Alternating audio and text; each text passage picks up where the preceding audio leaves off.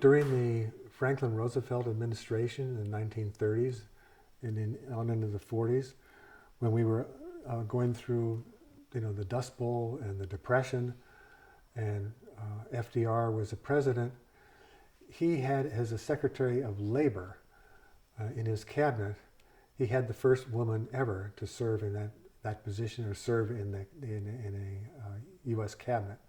And this woman was Frances Perkins, who he had known about her for some time. She was a woman who had, after graduating from college at Mount Holyoke, had gone and taught school in the Chicago area and worked with Jane Addams at Hull House, and then worked as a social worker in various places, and was very acquainted with poverty in this country and how at the time there were almost no regulations about how workers could be treated in factories. They could be paid, very low salaries. They could be paid. They could work under very dangerous conditions. If something happened to them, there was no recourse. They had no unemployment insurance. There was no working limit to the hours they could work in a day. There was no Social Security. There were no health benefits. None of those things was available. And she was saw in 1911, she saw something that changed her life and then changed the lives of all working people in this country. And that was what's been referred to as the Triangle Waist Shirt Factory fire in New York City, where a fire started in this factory that was up several levels in a building in New York City. And the exits for the women who were running the looms and doing the business in that garment shop had been blocked, and the elevators didn't work.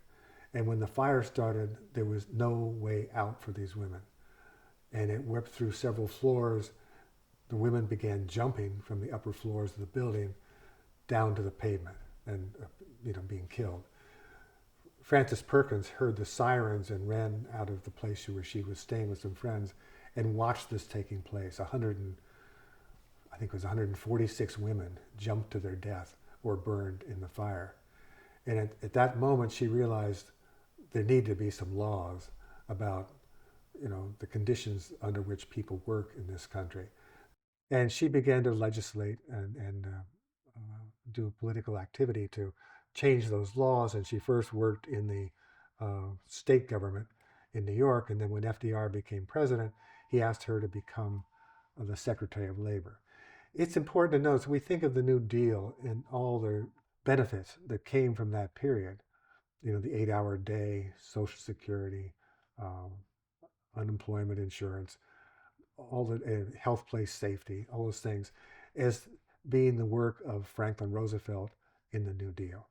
Those were her ideas. And Franklin Roosevelt specifically took her into the cabinet because he wanted her to push for those things. The only thing that Frances Perkins was not able to get, which she wanted to get and had his backing and FDR's backing, was universal health care in this country. That was one of her major goals. And we didn't get it then, and we don't have it now because of the lobby of the pharmaceutical companies who do not want American people to have that benefit, to have national health care. But I painted her because she was